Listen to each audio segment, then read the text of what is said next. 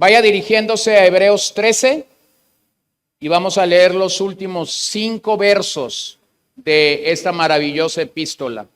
Hemos pasado un año en esta carta, hemos pasado ya demasiados domingos meditando en esta carta y yo voy a tomarme 2 semanas para cerrar la carta. Hoy voy a cerrar estos versos, los versos finales que tenemos aquí, y luego la semana que viene, si Dios lo permite, voy a regresar a los 8 grandes temas de Hebreos, los 8 grandes rasgos que Hebreos tiene para nosotros, porque al ser una carta tan rica, creo que es bueno que consideremos juntos esos 8 rasgos. Pero entonces vamos a ir cerrando el capítulo 13 y solamente voy a dar un breve repaso. Vamos a regresar allí al capítulo 13 y vamos a pensar que el capítulo 13 nos ha dado primero algunos principios generales de la vida cristiana, de la vida espiritual. Nos ha dicho cómo debe de verse la vida de un cristiano caminando. Y luego consideramos a partir del verso 7 la relación o el rol pastor-oveja. El capítulo 13 nos habló de cómo el pastor debe de ser guiado por el Señor y de esa manera guiar a las ovejas, y estuvimos allí hablando 2 semanas acerca de eso.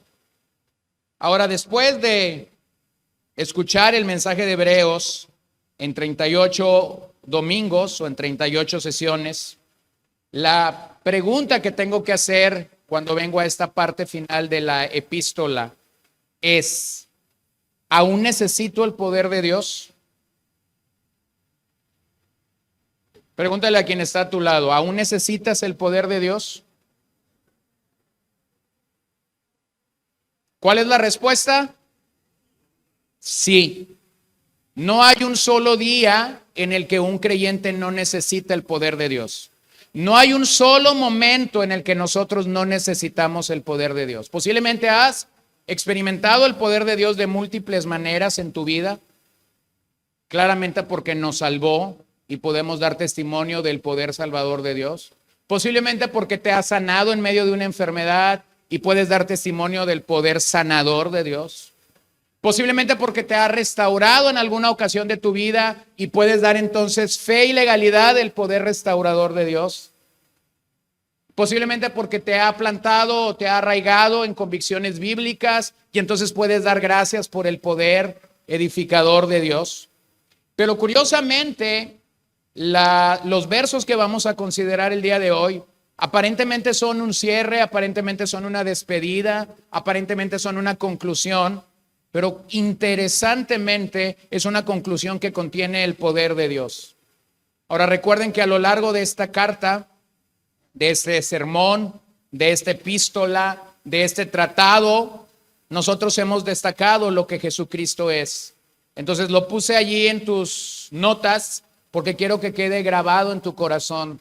Y si a la vuelta de años tú tienes que pensar en el mensaje de Hebreos, este es el resumen rápido de quién es Jesucristo. Entonces, léalo conmigo en voz alta, por favor. Jesucristo es el Hijo de Dios, es nuestro sumo sacerdote. Él está sentado a la diestra de la majestad en las alturas, sentado a la mano derecha de Dios.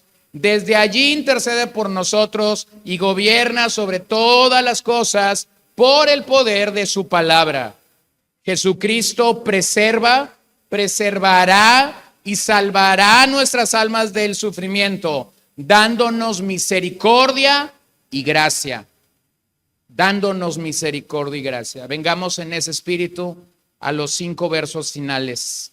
Y el Dios de paz, que resucitó de entre los muertos a Jesús nuestro Señor, el gran pastor de las ovejas, mediante la sangre del pacto eterno, los haga aptos en toda obra buena para hacer su voluntad, obrando Él en nosotros lo que es agradable delante de Él mediante Jesucristo, a quien sea la gloria por los siglos de los siglos. Amén. Les ruego, hermanos, que soporten la palabra de exhortación, pues les he escrito brevemente. Sepan que nuestro hermano Timoteo ha sido puesto en libertad, con el cual, si viene pronto, he de verlos. Saluden a todos sus pastores y a todos los santos. Los de Italia los saludan. La gracia sea con ustedes. Amén. Bueno, pareciera ser que esta conclusión tiene dos conclusiones realmente. La primera en el verso 20 y 21, cuando el autor está terminando diciendo que la gloria por los siglos de los siglos es del Señor, amén.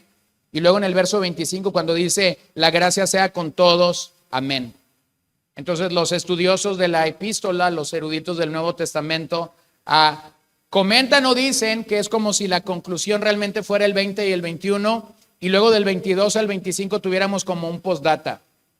Sí, a lo mejor no sabes lo que es eso, ¿no? Pero en español nos enseñaban hace algunos años lo que era un postdata, un PD, al final de una carta o de un escrito. Bueno, al parecer aquí está operando algo así.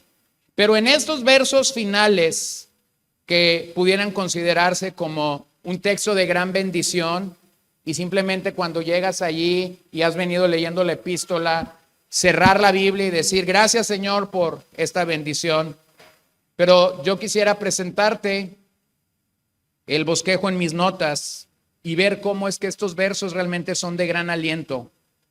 Porque si nosotros vamos a necesitar el poder de Dios a lo largo de nuestro peregrinaje, es decir, si el poder de Dios no solamente fue salvador en tu vida, si el poder de Dios no solamente fue sanador cuando te sanó de posiblemente alguna enfermedad, o restaurador cuando alivió o restauró alguna relación quebrantada o rota. Entonces aquí tenemos estos versos que nos introducen, y realmente versos 20 y 21 pareciera ser una oración. Pareciera ser que el autor de Hebreos, como pastor preocupado por la salud y por la vida de su iglesia, está haciendo una oración por ella, confiando plenamente en el poder de Dios sobre su vida. Si lo ves como una oración, claramente es una oración hermosa por aquellos hermanos a los que el autor ama y siente con una gran carga pastoral, y a los que encomienda al Señor para que puedan caminar y crecer. Entonces vamos a reconocer en estos pasajes que no hay forma de vivir la vida cristiana sin el poder de Dios obrando. No hay manera de concebir la vida cristiana si el poder de Dios no está obrando en tu vida. Pero es que yo sé 2 cantos que son muy buenos cuando me siento más. Vas a necesitar más que 2 cantos que te hagan sentir bien en la vida cristiana. Pero es que yo tengo 15 versos bíblicos elegidos y seleccionados para cualquier tema de la vida en la que yo necesite ayuda de Dios. Vas a necesitar más que 15 versos bíblicos para sostenerte en la vida cristiana. Pero es que yo sé que el hermano fulano o sultano de tal es muy buen consejero, así que cuando yo estoy en medio de algún dilema o en medio de algún problema, yo voy y pido un consejo a este hermano. Vas a necesitar más que el buen consejo de este querido hermano tuyo o querida hermana mía. Vas a necesitar el poder de Dios. De hecho, déjame decirte algo. Podemos tener la doctrina correcta, y la doctrina correcta no nos limita a realmente necesitar el poder de Dios. Algunos tienen la doctrina correcta, pero no conocen el poder de Dios. Puedes tener los ejemplos adecuados en tu vida, las personas que modelan a Cristo, las personas que de alguna manera son un ánimo o un aliento para modelarte a Cristo, y aún así vas a seguir necesitando el poder de Dios. Solo cuando realmente conocemos el poder de Dios y ese poder está con nosotros, llegamos a ser aptos para cumplir la voluntad de Dios en nuestras vidas. Entonces vean cómo al cierre de la carta, Cristo está en el corazón del mensaje del autor. Lo que el autor está diciendo aquí tiene a Cristo como el corazón del mensaje. Seguirle a Él, obedecerle a Él no es una opción. Nunca podrás seguirle y obedecerle en tus propias fuerzas, necesitas su poder. Nunca podrás seguir y obedecer al Señor bajo tus propias capacidades, necesitas el poder de Dios. Pero ¿sabes qué es lo más maravilloso? Porque he estado jugando con la expresión necesitas el poder de Dios. ¿Sabes qué es lo maravilloso? Que ese poder está a nuestro alcance el día de hoy. Lo más maravilloso cuando piensas en el poder de Dios no es que es algo místico, no es que es algo que viene a nosotros de manera externa, es decir, que no lo generamos. Lo más maravilloso cuando pensamos en el poder de Dios es que realmente Dios lo comparte con sus hijos de una manera maravillosa e inesperada. Y entonces nuestro crecimiento y nuestra obediencia en el Señor son el resultado de ese poder de Dios en operación. Así que quiero venir a estos versos y encontrar en estos versos la realidad para nosotros en su poder. Hay algunas imágenes en estos versos que la epístola no trató. Hay algunas expresiones que encontramos en estos versos que son únicas en la epístola, que posiblemente el autor lo dijo de otra manera, pero no lo mencionó de manera clara en la epístola, y hay otras expresiones que concluyen o cierran el mensaje. Entonces, ¿cómo experimentamos el poder de Dios? ¿Cómo un creyente puede a lo largo de su vida cristiana experimentar el poder de Dios? Número uno, tenemos una paz poderosa. Cuando el autor está diciendo, y el Dios de paz esté con vosotros. Bueno, ¿cómo es esa paz? Esa paz es poderosa. Pensemos a lo largo de lo que la epístola nos ha dicho. Si Dios es fuego consumidor, si Dios es un juez severo para los pecadores, si en el día final Dios va a juzgar a estos pecadores y realmente serán condenados por el poder de su palabra, entonces pensemos en ese juez severo, en ese juez justo en el día final, y luego ponte a pensar por un momento que tú y yo gozaremos de la paz de Dios, porque su paz es poderosa y porque su paz ha venido a nuestras vidas de una manera inesperada. ¿Qué es el Evangelio? El Evangelio es esto: paz con Dios. ¿Cómo? Por medio de nuestro Señor Jesucristo. No teníamos paz. Si tú no eres un creyente del Señor esta mañana, no tienes paz. No tengo que pasar muchos minutos contigo para demostrarte rápidamente que todo ser humano está buscando una expectativa de paz. Puede estar probando en muchas puertas, puede estar probando en muchas avenidas, pero cuando la Biblia nos presenta a este Dios poderoso, interesantemente nos lo presenta, o una de las caras que nos presenta es que es Dios de paz. La expresión en el Antiguo Testamento que tiene que ver con esto es shalom. Y shalom, más que simplemente representar la paz que Dios da o representar un nombre para Dios o una característica de su carácter o de sus atributos, shalom es una paz integral. Shalom no solamente es la ausencia de aflicción sobre nuestras vidas, sino es una paz que lo llena todo absolutamente. ¿Se acuerdan de la oración de Pablo cuando está diciendo, y la paz de Dios que sobrepasa todo entendimiento guardará vuestros corazones en Cristo Jesús? Bueno, realmente Pablo está traduciendo para nosotros cómo es que ese shalom opera realmente. Es una paz integral, es una paz que llena todos los rincones de nuestras vidas, llena tus emociones, llena la crianza de tus hijos, llena tu matrimonio, llena la manera como usas tu dinero, tu cartera, llena la manera como orquestas o diriges lo que va a suceder.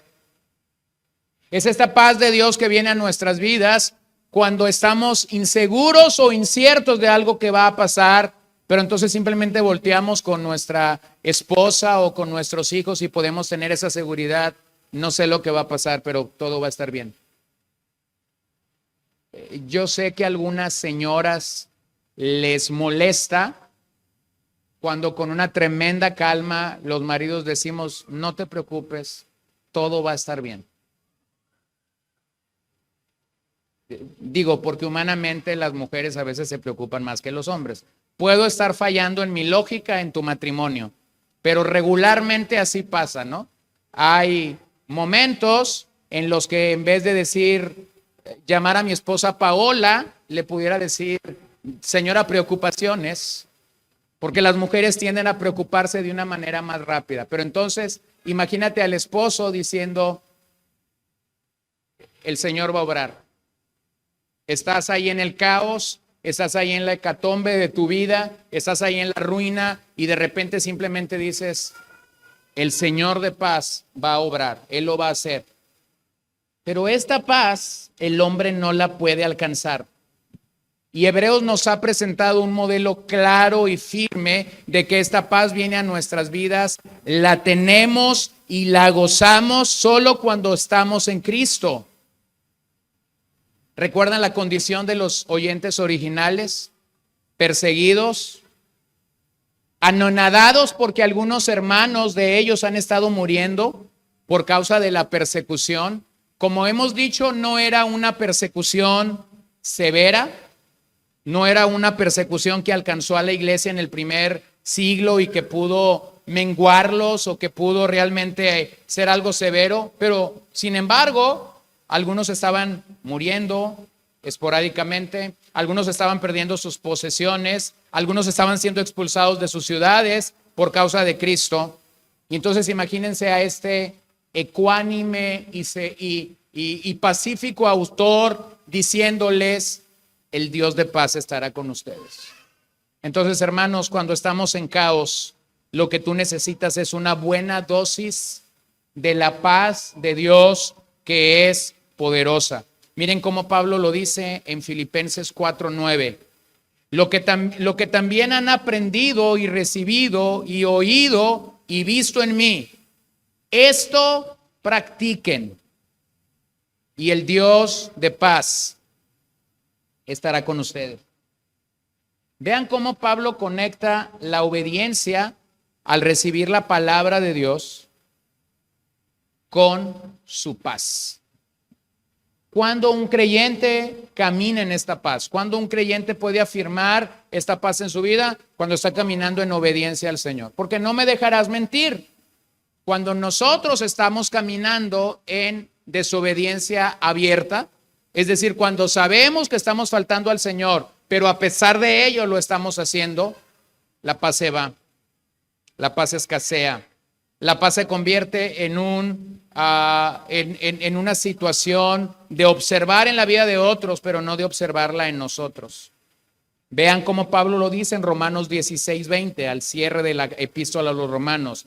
Y el Dios de paz aplastará pronto a Satanás debajo de los pies de ustedes. Vean cómo Pablo conecta la paz de Dios y la victoria de su amada iglesia sobre Satanás. Bueno, pareciera ser que si vamos a aplastar pronto a Satanás es porque vamos a tener una guerra, ¿cierto? Pero dice, el Dios de paz aplastará pronto a Satanás debajo de los pies de ustedes. Bueno, nuevamente, no tengo el poder para aplastar a Satanás, no tengo el poder para aplastar al enemigo de nuestras almas. Es más, si me mandaran una carta diciendo que un ejército se está armando para ir a pelear contra Satanás, yo no iría. Pero entonces vean lo que dice el pasaje. Y el Dios de paz aplastará pronto a Satanás debajo de los pies de ustedes. ¿Por qué puedo saber que esto es una realidad? Porque el Nuevo Testamento nos comunica que fue en la cruz donde el Señor obtuvo la victoria final sobre Satanás. Colosenses 2 dice que hubo un desfile triunfal por causa de que todos los poderes, todas las potestades, todos los principados fueron exhibidos allí en la cruz. Entonces, ¿cómo debe de ser nuestra paz? ¿Cómo debe de ser la paz de un verdadero creyente? Tienes que entender que tenemos una paz poderosa. Esto no surge de ti, esto no surge de mí, esto viene como un regalo de la maravillosa gracia de Dios. Número 2, tenemos una resurrección poderosa. Ese Dios de paz que se está manifestando para nosotros, también hay un recordatorio de que Él realmente resucitó de entre los muertos. Y ese recordatorio es siempre eficaz sobre nuestras vidas. Aquí encontramos en la resurrección,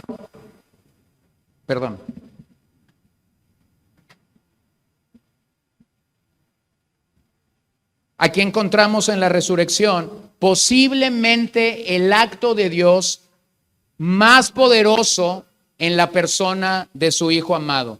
Yo sé que es poderoso lo que Él hizo en la cruz, pero cuando estás pensando en lo que está sucediendo en la declaración de la resurrección, el que un cuerpo muerto se levantara de la tumba el domingo por la mañana, nos recuerda el acto más poderoso de nuestro Señor, quien se levantó de entre los muertos. Cuando pasamos en esta carta, observamos que Cristo es realmente pionero de la salvación, porque está muriendo por nosotros para salvarnos, pero luego cuando se levanta de entre los muertos, es pionero de la resurrección, es el primero que se levanta para no ver muerte jamás, y esa promesa es latente para nuestras vidas. Su resurrección es poderosa.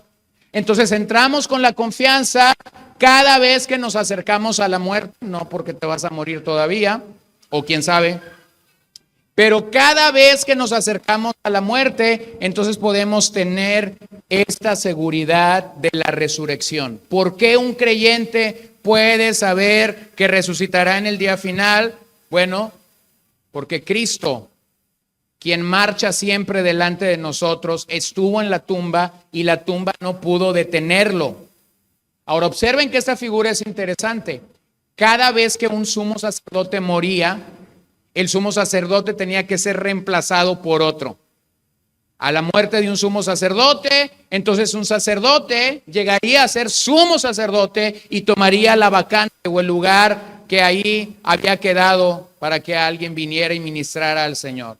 Nuestro Señor es el único sacerdote eterno realmente. Nuestro Señor es el único sumo sacerdote que no tiene un sucesor. Él es el sumo sacerdote que vive para siempre, y el autor de Hebreos lo dice claramente cuando llega hasta el 7:3. Sin tener padre ni madre y sin genealogía, no teniendo principio de días ni fin de vida, siendo hecho semejante al Hijo de Dios, permanece sacerdote a perpetuidad.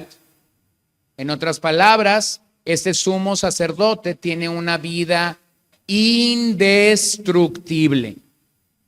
Indestructible. Entonces su resurrección es poderosa.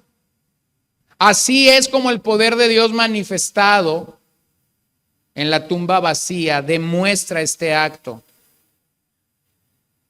Es el poder de Dios manifestado y después conocer al Dios poderoso lo que hace que puedas tener una realidad clara de qué es caminar en el Señor. Es el poder al que tenemos acceso para crecer y para caminar día a día tomados del Señor. Eso es lo que Pablo dice a los romanos cuando está hablando de la resurrección del Señor. Y él entonces dice, el mismo espíritu que levantó de entre los muertos a Jesús, mora en ustedes. Hermanos, eso es una realidad tremenda para nosotros. ¿Te sientes desalentado? ¿Te sientes desanimado en tu caminar cristiano? Ven a esta realidad. ven a esta realidad. La resurrección realmente manifiesta a un Dios de poder y el poder de Dios obrando en la vida del creyente. Cuando nosotros nos damos permiso en nuestro ánimo o en nuestro aliento de menguar, de desmayar, entonces necesitas traer a memoria tuya las palabras de Pablo. El mismo Espíritu que resucitó de entre los muertos a nuestro Señor mora en nosotros. Entonces tenemos una paz poderosa. Entonces tenemos una resurrección poderosa. Número 3, tenemos a un pastor poderoso o tenemos el pastoreo poderoso, como lo quieras decir, de Jesús.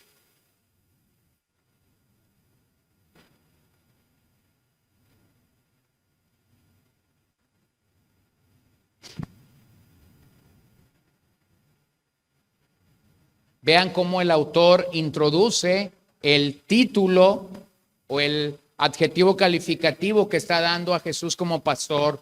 Y él dice esto: el gran pastor. El gran pastor. ¿Quién es Jesús? El gran pastor.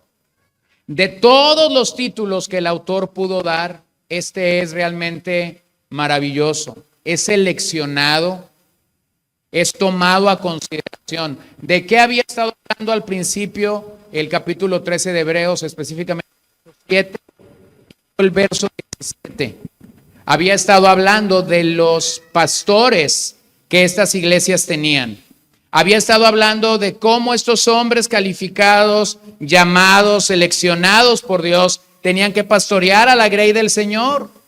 Y aunque reconocemos el día de hoy que necesitamos ser pastoreados por hombres que Dios levanta, por hombres que Dios califica y que otorga a cada iglesia local, creo que es un buen recordatorio para nosotros el poder llegar al final de esta carta y poder leer que Jesús es el gran pastor. A veces por cuestiones de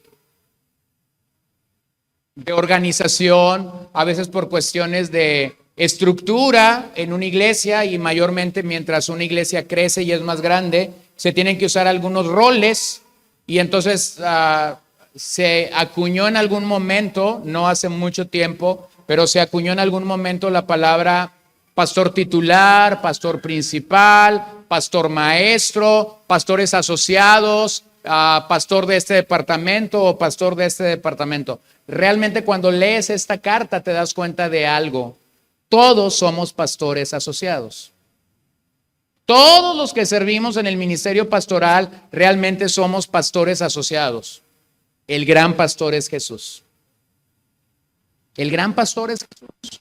Lo que estemos haciendo, lo que el Señor permita que hagamos, realmente debe tener la naturaleza de que nosotros mismos estamos sirviendo al gran pastor. Vean cómo la Biblia señala a Moisés como el pastor de Israel, a David siendo rey como que pastoreaba a la nación de Israel. Pero luego cuando entramos en los días de Jesús, Jesús mismo asume el pastoreo como una realidad de su ministerio. Tenemos el maravilloso Salmo 23 que leíamos hace unos momentos y que nos presenta claramente la figura de Jehová como pastor. Tenemos pasajes como Ezequiel 34 y Jeremías, donde se nos habla de ese pastoreo directo que nosotros necesitamos. Pero entonces simplemente quiero recordarte algo que ya hemos dicho anteriormente. Las ovejas, tú y yo, somos realmente vulnerables. Las ovejas somos personas que fácilmente perdemos el rumbo. Las ovejas somos personas que fácilmente nos descarrilamos, por lo que necesitamos el cuidado de pastores. Y específicamente necesitamos entender el cuidado de este gran pastor. Vean Juan 10:11, cuando Jesús mismo está diciendo: yo soy el buen pastor. El buen pastor da su vida por las ovejas. O véanlo en el verso 14, yo soy el buen pastor. y conozco mis ovejas y ellas me conocen. Bueno, cuando Jesús ha resucitado y tiene esta conversación en la playa con Pedro, y entonces le da la oportunidad de afirmar su amor por él, y en 3 ocasiones le pregunta si lo ama. Usted recordará que lo que el Señor manda a hacer a Pedro es a pastorear, a cuidar, a alimentar la grey de Dios. Vean lo que Pedro escribe unas décadas después, en 1 de Pedro 2:24. Él mismo llevó nuestros pecados en su cuerpo sobre la cruz, a fin de que muramos al pecado y vivamos a la justicia, porque por sus heridas fueron ustedes sanados. Pues ustedes andaban descarriados como ovejas, pero ahora han vuelto al pastor y guardián de sus almas. Hermanos, qué increíble seguridad la que Pedro da. El Señor lo manda a pastorear. Él se pone a pastorear la grey de Dios, y lo sabemos porque más tarde escribe el capítulo 5, y en el capítulo 5 él está declarando: yo anciano también entre ustedes, es decir, ya ha llegado a la adultez, ya ha llegado a la edad madura, pero entonces usa la palabra anciano para edad, y luego usa la palabra anciano para supervisor de una grey, y está diciendo: yo anciano también entre ustedes. Aquí está la indicación que debo de hacer. Un hombre experimentado aconsejando a pastores jóvenes, y entonces diciendo: pastoreen la grey de Dios que está bajo su cuidado. Ese hombre que ha venido pastoreando la grey de Dios en las últimas décadas de su vida está diciendo esto maravilloso y grandioso: pero ahora han vuelto al pastor y guardián de sus almas. Hermanos, tenemos a un pastor poderoso, y tienes que confiar en el pastoreo y en el cuidado de nuestro Señor. Cualquier pastor asociado de este lado de la eternidad nos va a fallar. Los pastores son humanos, los pastores están en crecimiento espiritual, los pastores siguen aprendiendo del Señor, los pastores siguen transitando del Señor. Hay un solo pastor que nunca nos va a fallar, y su nombre es Jesús. Él es el guardián de nuestras almas, Él es el pastor que nunca va a fallar, Él es el pastor que siempre va a tener una palabra para nosotros. El resto vamos a fallar.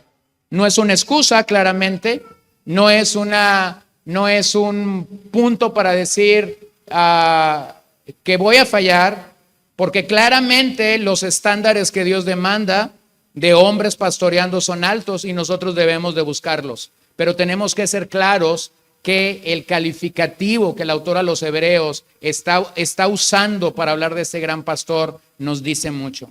Vean el pastoreo de Jesús en el libro final de la Biblia, Apocalipsis 7:17. Pues el Cordero que está en medio del trono, ¿qué va a hacer? Los pastoreará y los guiará a manantiales de aguas de vida, y Dios enjugará toda lágrima de sus ojos. Observa el pastoreo, porque es una realidad en nuestras almas. Aun cuando una persona muere, aun cuando una persona va al otro lado de la eternidad, aun cuando una persona llega a Sión, entonces el Señor está diciendo: los voy a seguir pastoreando. Entonces es tan importante entender el pastoreo de Dios, porque este gran pastor, que después tiene que convocar y llamar a pastores asociados para poder alentar, animar y discipular y entrenar a otros creyentes en la vida cristiana, realmente este Cordero glorioso que está en los cielos está diciendo: yo los voy a pastorear. Cuando entendí este pasaje por primera vez, y a los pocos meses me tocó acompañar a una persona que estaba en sus últimos días de vida, claramente estaba en sus últimos días de vida. Entonces me acuerdo que entré a la habitación y le leí este pasaje y le dije: Después de haber leído el Salmo 23 y después de haber leído Juan 10 con esta persona, entonces llegué a Apocalipsis 7 y le dije, qué hermoso va a ser para ti, porque todo indica que vas a llegar primero que yo. Qué hermoso va a ser para ti poder encontrarte con el Salmo 23, con el de Juan 10, y entonces reconocer algo. Él te pastoreará eternamente. Y entonces, recuerdo las palabras finales que esta persona me dio. No fue en esa ocasión, pero fue a los pocos días, muy pocos días después de que había hablado con él esto. Entonces él me dijo esto: me ha dado una gran paz. Me ha dado una gran paz saber que cuando mi corazón pare, cuando mis ojos ya no vean más luz, saber que cuando mis piernas ya no puedan caminar, aún a pesar de ello, Jesús me seguirá pastoreando. Tienes que reconocer que este pastor es poderoso. Es un pastor que derramó su sangre para llegar al cielo y quien nos pastoreará por la eternidad. Entonces, hermanos, comienza a armar tu maleta. Tienes una paz poderosa. Tienes una unción poderosa. ¿Qué más tenemos? Tienes un pastor poderoso.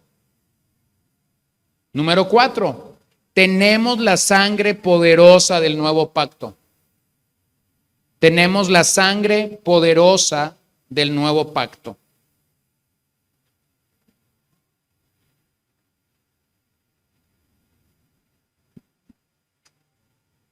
En el griego, esta expresión se encuentra entre el pastor y nuestro Señor. Entonces esto afirma que el buen pastor, quien da su vida por las ovejas, realmente está sellando ese pastoreo con su sangre preciosa. Esto nos recuerda la teología de la expiación que capítulos 9 y 10 nos enseñan, que capítulos 9 y 10 de Hebreos nos mencionan tanto. De acuerdo a Hebreos, es esta sangre del nuevo pacto lo que venció el poder del pecado sobre tu vida y mi vida, lo que inauguró el nuevo pacto para que tú y yo podamos entrar y podamos seguir al pionero de la salvación. Simplemente observa lo que dice Hebreos 2:14. Así que, por cuanto los hijos participan de carne y sangre, también Jesús participó de lo mismo, para anular mediante la muerte el poder de aquel que tenía el poder de muerte, es decir, el diablo. Entonces, ¿qué está haciendo la sangre de Jesucristo a favor nuestro? Está anulando el poder del pecado, está anulando el poder que la muerte llega a tener sobre nosotros, el poder de Satanás. Entonces, ¿qué tienes aquí en esta sangre preciosa? Tienes la victoria total de nuestro Señor sobre nuestros grandes adversarios, la muerte, la carne, el mundo y aún el temor que nosotros, un temor muy intrínseco, por cierto, el temor que el hombre tiene a morir. Regularmente el hombre se aferra a la vida y eso no es que está mal. No estoy diciendo que eso está mal. El problema con aferrarnos a la vida es que algunas veces ese aferramiento a la vida tiene que ver con temor a la muerte. Entonces, ¿qué hace el Evangelio? ¿Qué hace la resurrección por nosotros? Nos da una nueva perspectiva de la muerte. Vean lo que dice Hebreos 9, del 12 al 15. ¿Cuánto más la sangre de Cristo, quien por el Espíritu eterno, él mismo se ofreció sin mancha a Dios, purificará nuestra conciencia de obras muertas para servir al Dios vivo?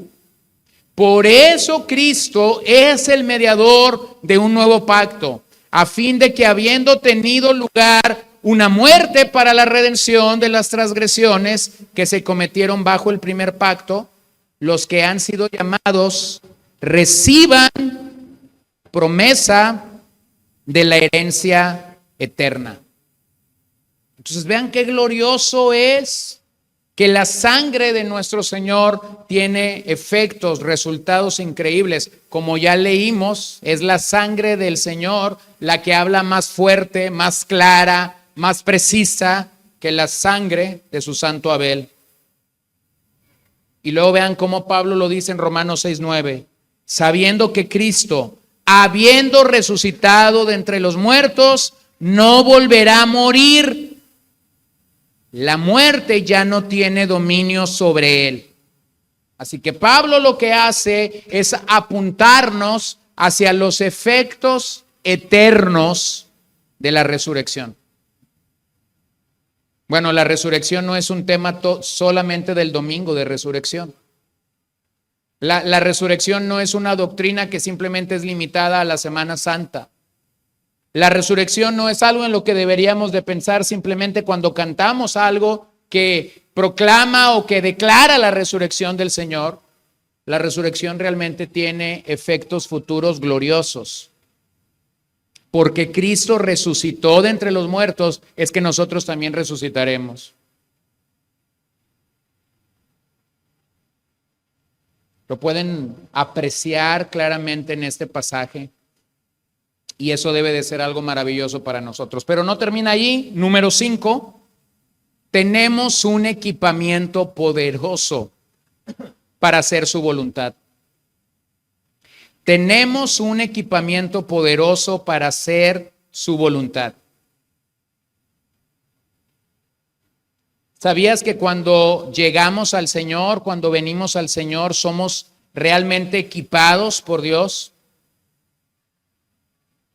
La palabra aptos, la palabra equipar aquí o ser aptos, es una palabra griega que significa varias cosas y simplemente quisiera pensar en las varias maneras en las que esta palabra tenía uso en el día que se usó. Es catartizo y por lo menos tenía 4 maneras de emplearse. Catartizo en la medicina es arreglar un hueso fracturado. En la pesca es remendar una red. En la marina es preparar un barco para la travesía. En la milicia es equipar a un ejército para la batalla. Entonces, ¿para qué Dios quiere equiparnos? ¿Para qué Dios quiere preparar a su pueblo, hacerlo apto? El pasaje es muy claro. Dios nos equipa para que podamos hacer su voluntad. Entonces pensemos en las 4 metáforas que tenemos aquí. Posiblemente no tienes un hueso fracturado, pero posiblemente hay alguna área de nuestras vidas que está fracturada y que necesita ser restaurada por Dios. Posiblemente nunca has tomado una caña de pescar. Posiblemente nunca has tirado una red para pescar y por eso la metáfora está muy lejos de ti. Pero entonces usted recordará que cuando Jesús llamó a este par de hermanos que eran pescadores, se nos dice que ellos estaban remendando las redes. ¿Se acuerda de eso? ¿Para qué un pescador quisiera remendar sus redes? Porque en algún momento la red falló, la red dejó de retener o de captar a los peces. Posiblemente está siendo remendada porque con el uso la red se rompió. Y la única manera de que esa red realmente sea efectiva para cumplir el objetivo o el propósito con el cual fue creada es que sea remendada. Entonces posiblemente no tienes una red que remendar. Pero la única manera como el Señor te puede hacer apto como una red es que repare lo que tiene que ser reparado en ti. O pensemos en la metáfora de la marina, preparar un barco para la travesía. No, posiblemente no tenemos un barco. Por lo tanto, no sabemos todos los elementos mecánicos, electrónicos que se requiere para navegar adecuada o correctamente en la travesía. Pero entonces la metáfora es esta. El Señor quiere prepararnos para progresar.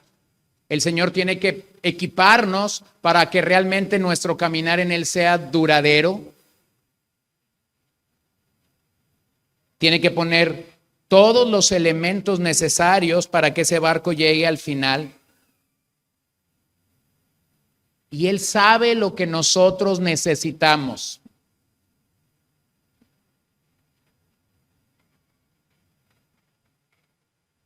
Miren, hermanos, nosotros regularmente queremos el resultado de Dios. ¿Se han dado cuenta de eso? Regularmente cuando estamos o somos colocados en una posición, la que sea, queremos inmediatamente el resultado de Dios. Pero lo que nosotros no vemos en las Escrituras es el proceso de Dios. Lo veíamos la semana pasada con Moisés. Dios tuvo que procesar 80 años a Moisés para entonces traerlo a Egipto y que finalmente en los últimos 40 años de su vida, él se convirtiera en el libertador de Egipto. El proceso de Dios fue largo en la vida de Moisés. Si lo viéramos en un marco de 40 años, entonces Moisés fue procesado 2/3 partes de su vida y solamente 1/3 parte de su vida sirvió a Dios en lo que Dios había demandado que él sirviera. Entonces, vean en el caso de Moisés,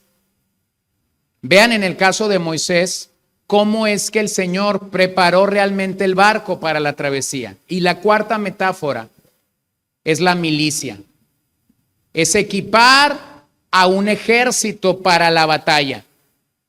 Bueno, posiblemente si nosotros fuésemos llamados o convocados en un tipo de milicia, fallaríamos en algo. Fallaríamos en el armamento, fallaríamos en las botas, fallaríamos en el uniforme, fallaríamos en qué llevar en la mochila. No lo sé, pero fallaríamos en algo.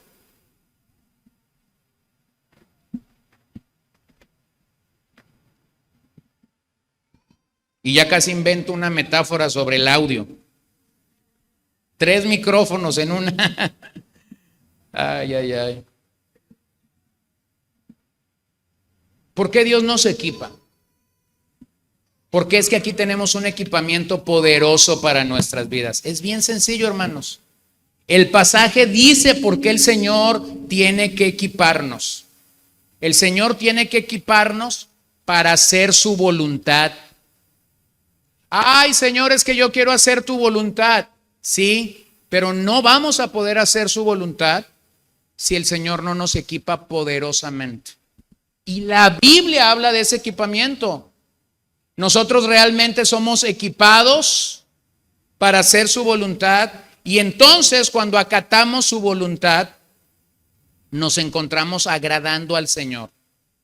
No rechazamos el plan de Dios para nuestras vidas porque esto es agradable al Señor.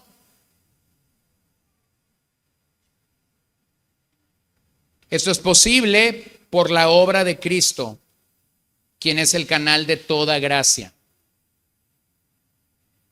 Miren, Pablo fue un titán en reconocer cómo el Señor nos equipa, cómo el Señor nos capacita para llevar adelante su obra. Y Pablo conecta ese equipamiento en la obra de Dios y nos llama realmente a tener una entrega total en esta causa. Vean 2 Corintios 3:5. No que seamos suficientes en nosotros mismos para pensar que cosa alguna procede de nosotros, sino que nuestra suficiencia es de Dios. ¿De quién es nuestra suficiencia? Entonces, cuando tú estás pensando en cómo el Señor te equipa para hacer su voluntad, entiéndelo. Esto no se trata de ti. Esto no se trata de mí.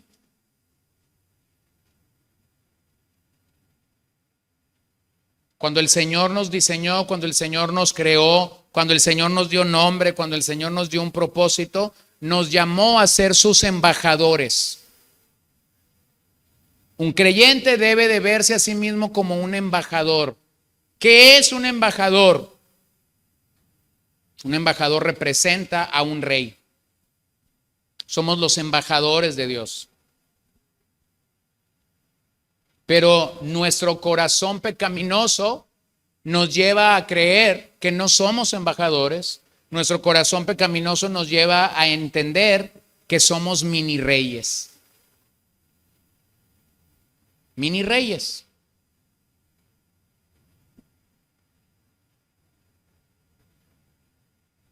¿Por qué nuestros matrimonios sufren? Porque un mini rey se casó con una mini reina. ¿Por qué nuestras relaciones personales sufren? Porque somos mini reyes en acción. Entonces Dios no nos hizo mini reyes, Dios nos hizo embajadores.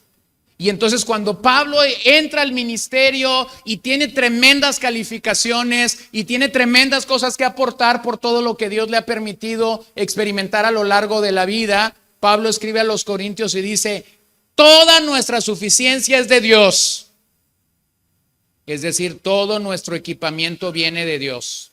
Más adelante lo dice en otras palabras en el 9:10, y el que suministra semilla al sembrador y pan para su alimento, suplirá y multiplicará la siembra de ustedes y aumentará la cosecha de su justicia. ¿Quién suministra semilla al sembrador?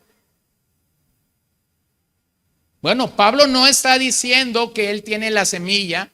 Pablo está diciendo que hay alguien que suministra esa semilla y solamente él la está distribuyendo, la está disipando. Él nos da pan, él suplirá, él multiplicará la siembra de ustedes. Y luego finalmente dice Pablo: y aumentará la cosecha de su justicia. ¿Ven ese vocabulario? Pablo realmente entendió y reconoció que la suficiencia venía de Dios. Entonces, la vida de servicio al Señor requiere de su equipamiento. Es una vida de entrega larga. Es una vida de provisión total del Señor a lo largo.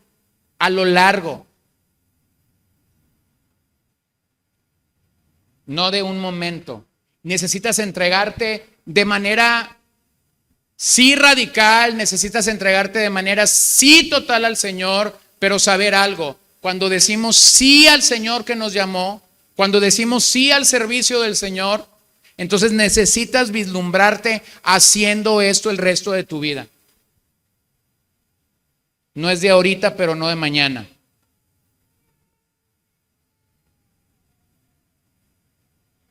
Es como les platicaba hace unos meses, ¿no? Estaba en este funeral, en otra ciudad, encuentro en este funeral a un compañero de la primaria, cruzo unas palabras con él, posiblemente unos 5 o 6 minutos. Y entonces cuando yo le pregunto, sabía de sus empleos pasados, cuando yo le pregunto qué está haciendo, entonces él me cuenta su paso por 4 o 5 diferentes empleos en los últimos 20 años. Y entonces, lógicamente, cuando uno mete la pata o cuando uno entra en campos inesperados para la gente, le das el derecho a la gente de que pregunte lo mismo. Entonces, él termina de contarme dónde está y entonces lanza la pregunta: ¿y tú sigues haciendo lo mismo? Y entonces le digo: sí, sigo sirviendo al mismo patrón. Y como él no va a entender el vocabulario, le digo: sigo en el mismo negocio. ¿Lo ves? ¿Ves la comparación? Porque tienes que entender algo. Cuando la entrega es total al Señor, como dice Pablo, tienes que entender, somos suficientes en el Señor. No porque tengas mucho que dar, no porque tengas grandes capacidades, sino porque el Señor nos equipa de manera poderosa para hacer todas las cosas.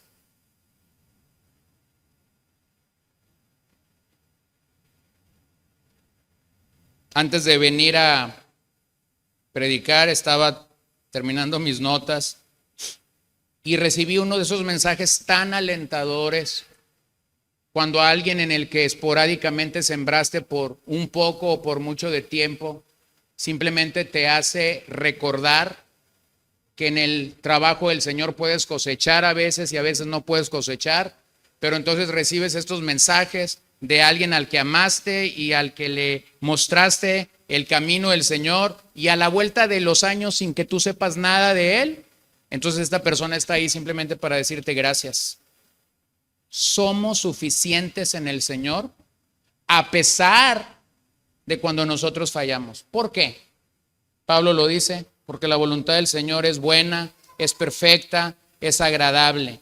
Entonces, ese equipamiento de Dios nos ayudará en medio de la tentación, nos capacitará para servirle a Él. Y hermanos, yo creo que aquí tienes que llegar a una realidad.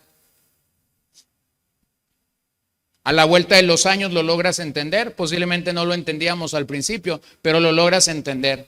Cuando una persona te dice, ¡puedo!, entonces tú adentro de ti debes decir, no puedes. Pero cuando una persona te dice, no lo puedo hacer, pero por favor ora por mí para que el Señor me dé su gracia, sí puedes. ¿Ven lo contradictorio de hacer las cosas?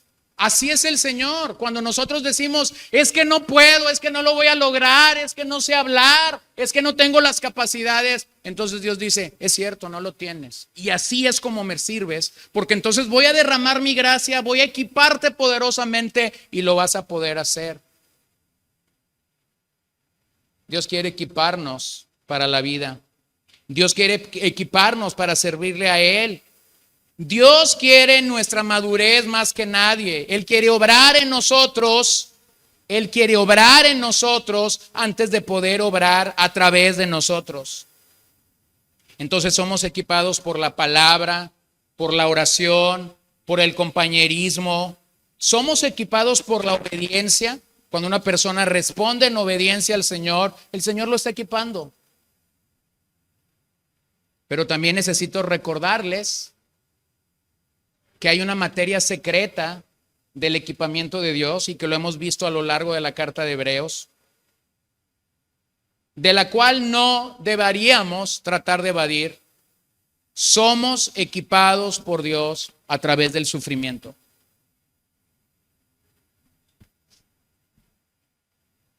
No soy ese predicador que te va a decir, para de sufrir, te equivocaste de lugar. La fe cristiana y el evangelio del Señor Jesús siempre ha dicho lo contrario. Bienvenido al sufrimiento. Si algo aseguró Jesús a sus discípulos, no fue éxito total. Si algo aseguró Jesús a sus discípulos es, por mi causa los van a perseguir, por mi causa los van a maldecir, por mi causa los van a tratar de matar.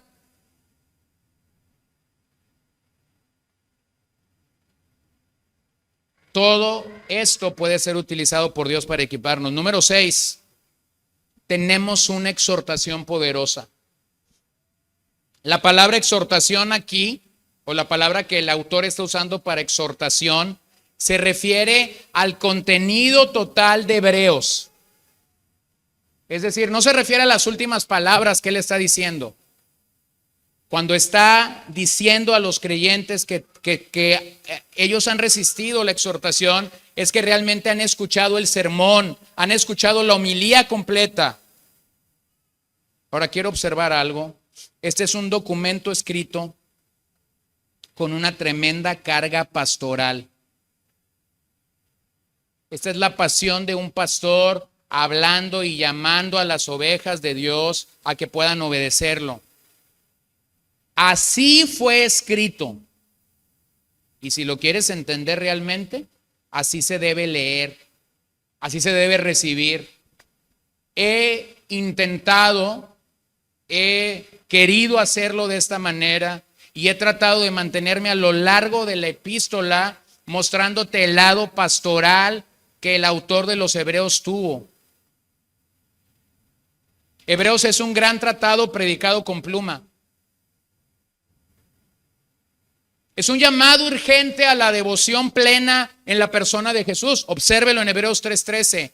Antes, exhórtense los unos a los otros cada día, mientras todavía se dice hoy, no sea que alguno de ustedes sea endurecido por el engaño del pecado.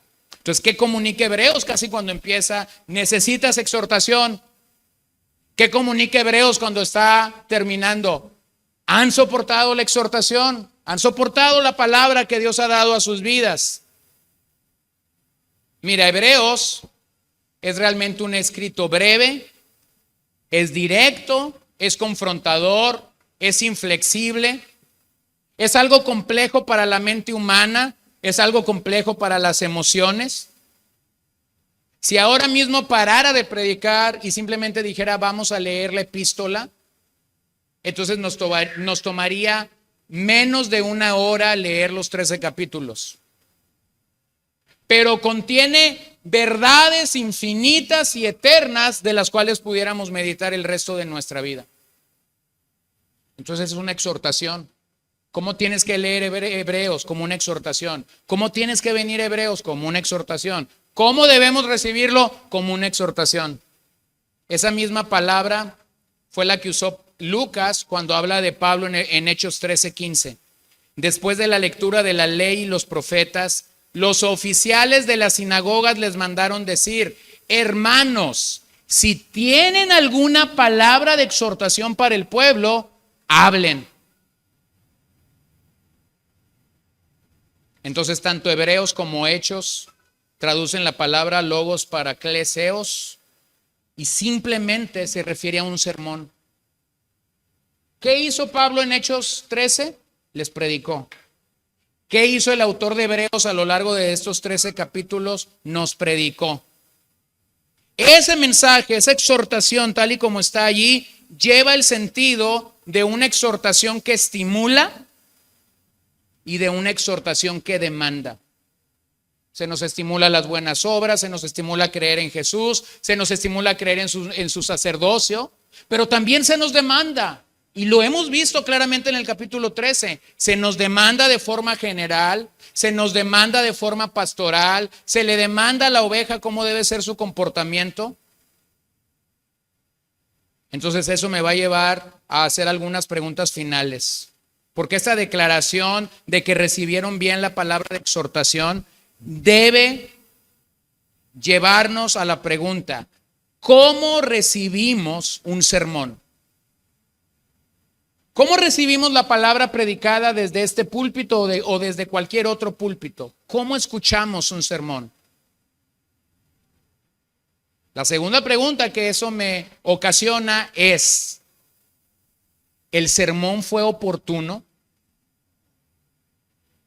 ¿El sermón fue oportuno? Bueno, yo les he dicho varias veces aquí, no sé cuántas, pero varias veces aquí. Hay domingos que yo llego confundido con lo que voy a predicar, sé por dónde entrar, pero no sé por dónde voy a salir.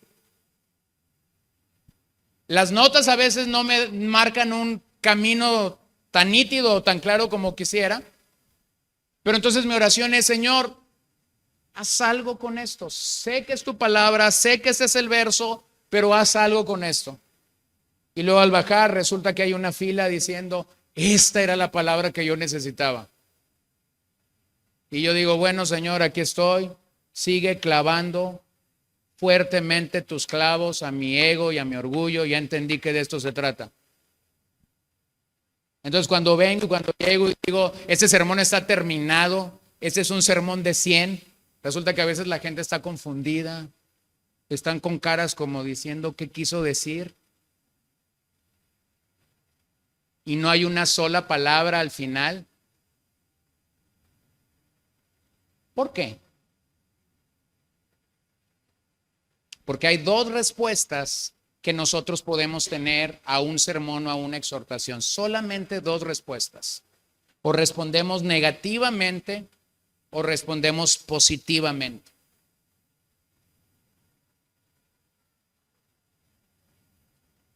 Solamente. No hay términos neutros. Lo que esto nos debe recordar es que nuestra convicción debe ser mayor que nuestros sentimientos, por lo que debemos de recibir bien y soportar la palabra de Dios porque ésta viene de Él. Vean cómo lo dice Pedro, 1 Pedro 5:12. Por conducto de Silvano, nuestro fiel hermano, porque así lo considero, les he escrito brevemente. A alguien que también escribió brevemente. Pero vean lo que dice Pedro. Exhortando y testificando que esta es la verdadera gracia de Dios, estén firmes en ella. ¿Te das cuenta? Vean lo que Pablo le advierte a Timoteo acerca de lo que vendría. Segunda de Timoteo 4:3. Porque vendrá tiempo cuando no soportarán la sana doctrina, sino que teniendo comezón de oídos conforme a sus propios deseos, acumularán para sí maestros. Bueno, esto es una realidad hoy. Los falsos maestros siempre han existido, pero hoy populan entre nosotros y ante ellos hay miles de personas postradas que ignoran las escrituras.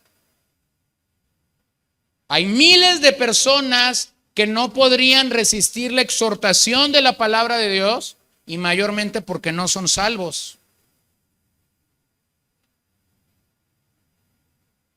Pero entonces cuando tú tienes un mensaje que solo beneficia tu oído, que nunca te confronta, que nunca te llama realmente a la autoexaminación, que nunca te está llamando realmente a examinar tu vida y tu fe, cómo estás caminando en el Señor, tienes lo que dice Pablo.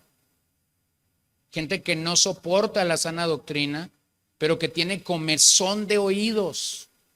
Bueno, hablábamos hace unos días con un grupo de hermanos aquí, una noche, y entonces uno ahí daba su apreciación de un punto y contaba una historia, ¿no? Y me dio tanta risa porque dice, el otro día una persona a la que le envié tu mensaje dijo que estaba bien, pero que había algo raro en tu mensaje. Entonces yo pelé los ojos y dije, pues quiero oír cuál es lo raro. Sí, que solo usas la Biblia. Gracias a Dios que dicen eso. ¿Y por qué la gente dice, tengo algo contra este predicador, solo usa la Biblia? Bueno, lo que eso te comunica es que es bien sencillo, es uno más de los que tienen comezón de oídos. ¿Acaso eso no debería de ser la realidad de todo púlpito y de todo lugar? Que la Biblia fuese exaltada de tal manera que la gente pudiera decir, acabo realmente de escuchar un mensaje bíblico. Bueno, hay 3 niveles de ese ministerio de la palabra de Dios en nuestras vidas. El ministerio de la palabra es privado, porque nosotros nos acercamos a la Biblia a través de nuestra lectura. Funciona de manera privada. Luego funciona de manera pública, como el día de hoy cuando estamos reunidos ante la palabra de Dios y escuchamos la exhortación. Y hay un tercer nivel, es un nivel personal. Cuando tienes que llamar a una persona en lo personal y exhortarla por pecados que tú estás viendo en ella. Entonces la exhortación de la palabra debería recibirse en los 3 roles que la palabra tiene. La palabra debería exhortarte privadamente mientras tú estás leyendo. La palabra debería exhortarte públicamente mientras estamos escuchando el mensaje. Y la palabra debería llevarnos, como Pablo lo dice en Efesios 4, a hablarnos la verdad, a hablar la verdad de Dios en amor.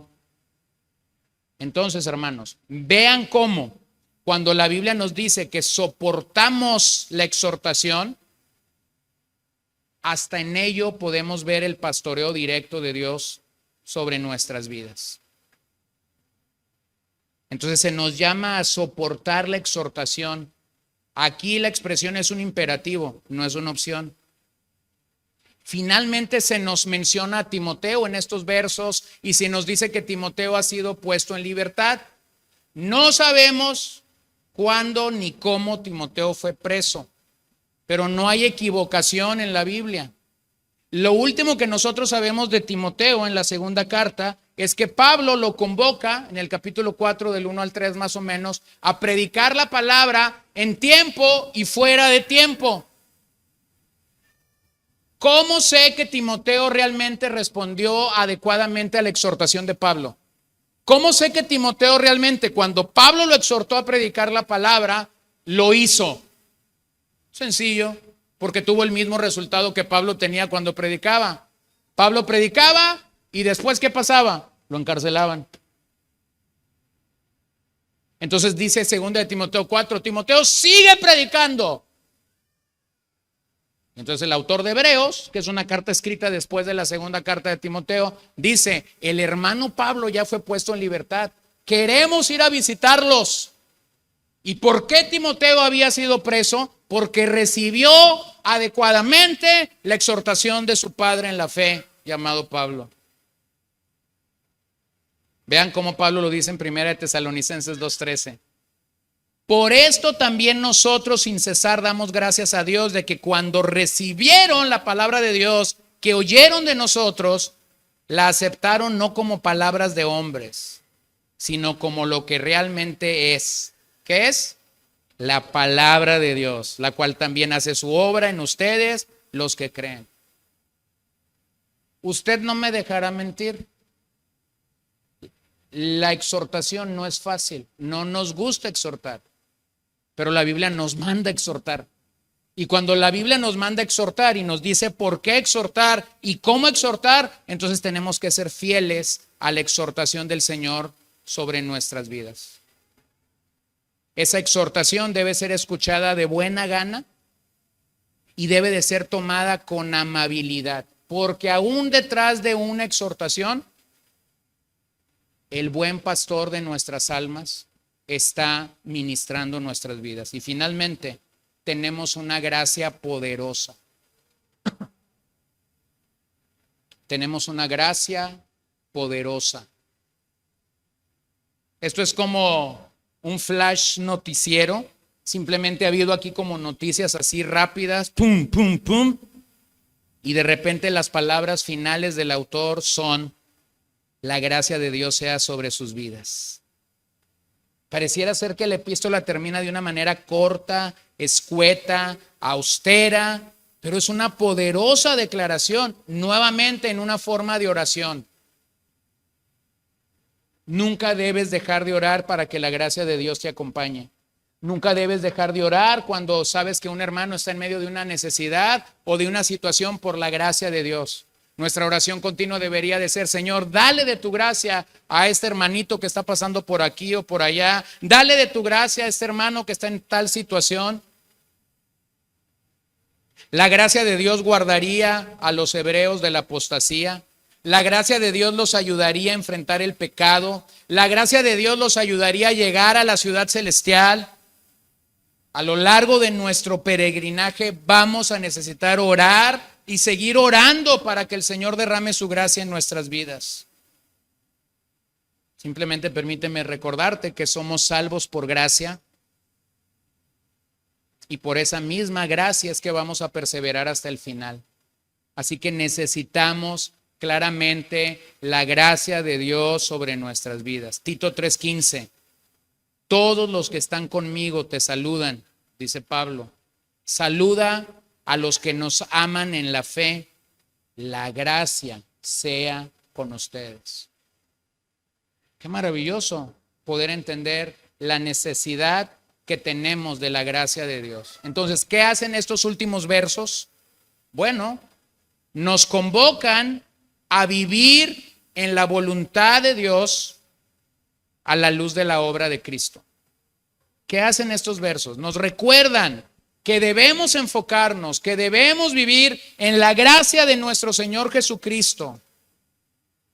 Nos recuerdan que debemos tener el correcto pensar para entonces tener el correcto vivir. No puedes tener el correcto vivir si no tienes el correcto pensar de quién es Cristo. Entonces, mi hermano, mi amigo, yo no sé si tú has experimentado el poder de Dios, pero entonces déjame ponerlo junto para que tengas una realidad. El poder de Dios es experimentado porque tenemos una paz poderosa, porque hemos creído que la resurrección de nuestro Señor es poderosa, porque tenemos un pastoreo poderoso, porque tenemos una sangre poderosa del nuevo pacto, porque el Señor cuando nos llama no nos deja a la deriva, sino nos equipa poderosamente. Y luego cuando nos equipa poderosamente, nos exhorta poderosamente a seguirle. Entonces, hermanos, cuando somos exhortados por la palabra, sea yo quien predique, sea otra persona quien predique, nuestra respuesta debe de ser una respuesta positiva. Porque el Señor en su misericordia y en su pastoreo tiene a bien exhortarnos. Y finalmente tenemos una gracia poderosa. Hebreos 2:18. Pues por cuanto Él mismo fue tentado en el sufrimiento, es poderoso para socorrer a los que son tentados. ¿Está siendo tentado para fallar al Señor? Él sabe que podemos ser tentados para fallar al Señor, pero entonces Él ha provisto gracia para que no fallemos.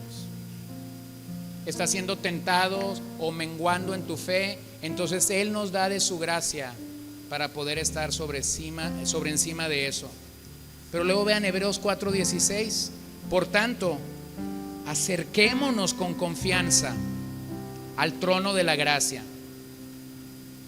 para que reciban misericordia y hallemos gracia para la ayuda oportuna. ¿Necesitas misericordia en tu vida? Regularmente necesitamos misericordia cuando hemos pecado. ¿Necesitas gracia en tu vida? Sí. Regularmente necesito gracia cuando estoy siendo tentado y sé que no puedo en mis propias fuerzas. Pero entonces el buen pastor puede proveer todo esto para nosotros. ¿Puedes captar el mensaje de Hebreos al final de estos 5 versos? ¿Qué es el tipo de Cristo que este mensaje te presenta? Este es el Cristo que hoy demanda tu fe. Este es el Cristo que hoy demanda tu caminar. Este es el Cristo que hoy demanda tu arrepentimiento si estás en pecado. Cristo exaltado murió por nosotros. Murió por nuestros pecados y con amor nos acogió en el nuevo pacto. Jesús no murió como cualquier otro malhechor. Jesús murió por nosotros como pastor. Somos las ovejas de su prado. Él es un pastor amante y que hará todo en su pastoreo para que yo crezca y le pueda agradar. Jesús es nuestro perfeccionador. Somos edificados, equipados, ajustados, moldeados, remendados, restaurados y preparados solo para su gloria.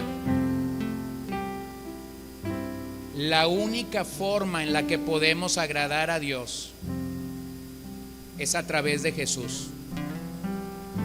No vas a poder agradar a Dios en tu experiencia, en tus capacidades. No puedes agradar a Dios en lo que tú sabes de Él. La única manera como puedo agradar a Dios es cuando confío que Jesús es el ancla firme que mi alma necesita.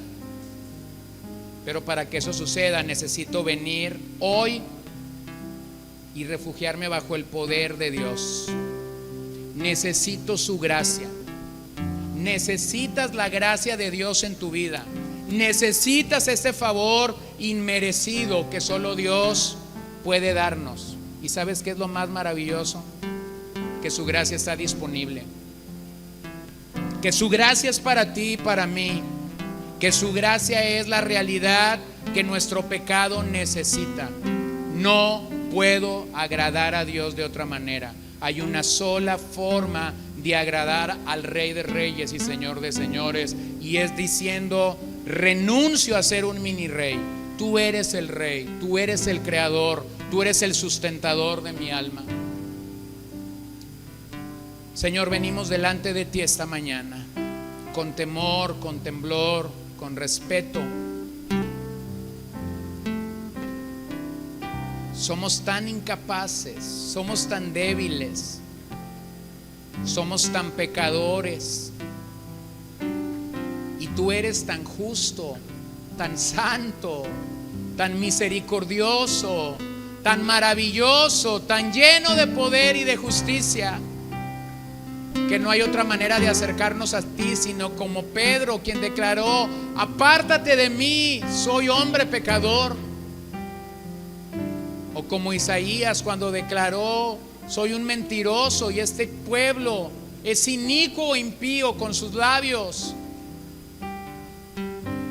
O como Juan en Apocalipsis, cuando cayó de rodillas ante el Cristo glorificado, reconociendo que solo Él es verdadero. Vamos a cantar una vez más acerca de que Cristo es el ancla de nuestras vidas. Y si tú realmente necesitas este poder de Dios del que hemos hablado, ven a Él, ven al Señor. Canta esto no como simplemente algo más, sino canta esto como una realidad de tu alma, de tu vida. Clama en lo más profundo de tu corazón. Ven a cuentas con el Dios poderoso. Ven a cuentas con aquel que tiene un nombre que es sobre todo nombre en la tierra. Tú eres esta ancla, Señor, a la que hoy cantamos hoy.